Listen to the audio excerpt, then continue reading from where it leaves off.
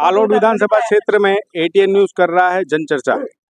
जानेंगे हम जनता से कौन किस पर पड़ेगा भारी, आखिरकार विधायक का ताज किसके सर होगा। भैया शुभ नाम क्या है? लखन सिंह परियार। आप किसको समर्थन करना चाहेंगे? गुड्डू भैया को। क्यों करना चाहेंगे?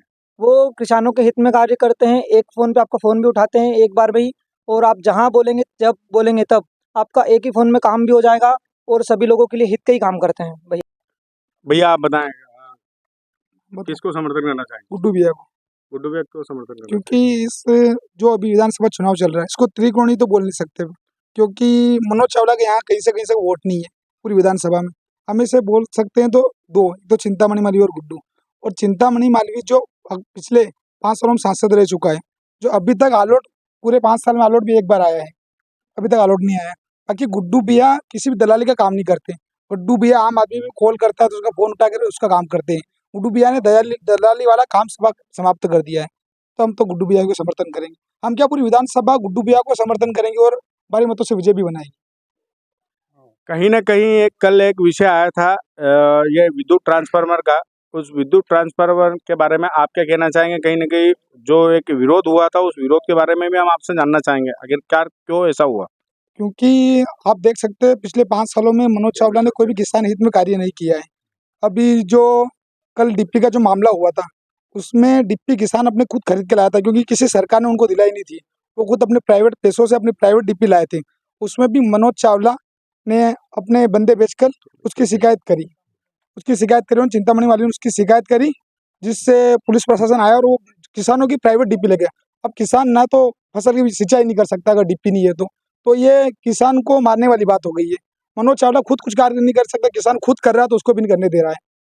तो भैया गुड्डू भैया ही फिक्स है इधर, तो पूरी विधानसभा में गुड्डू भैया के चल रहा है अभी तो, और एक पर चल रहा है। क्या लगता है आपके क्षेत्र से कितने मतों से विजय श्री मिलेगी? नदी पार जो एरिया है उसमें 70% पे गुड्डू भैया अकेले और 30% पे चिंतामणि मालवीय और मनोज चावला दोनों है। बाकी 70% पे गुड्डू भैया अकेले का राज है उसमें। विधानसभा क्षेत्र में और भी हमारे साथ जुड़े हुए हैं जो हम आपको दिखाएंगे आखिरकार माहौल किसका है और कैसे क्या है। शुभ नाम आपका? गोविंद सिंह। क्या माहौल चल रहा है? गुड्डू भैया के चल रहा माहौल किस प्रकार से चल रहा है, थोड़ा सा बताएं, थोड़ी सी विशेषता बताएं।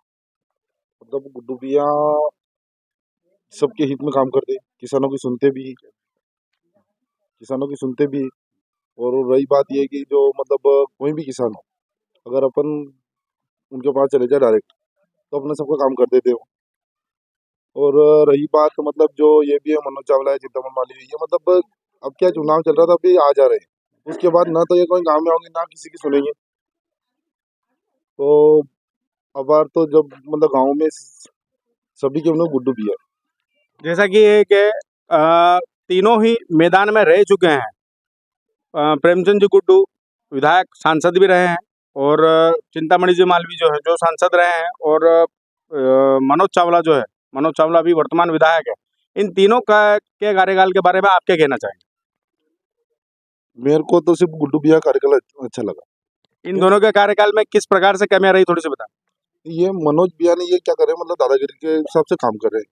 अभी मतलब कल ही की बात है, मनोज भैया ने मतलब किसानों ने प्राइवेट डिप्पी मंगवाई थी, तो मनोज भैया ने उनके आदमी बेचकर किसानों डिप्पी के गाड़ी के पीछे मतलब गाड़ियां लगवाई, और गाँव में आ गए वो।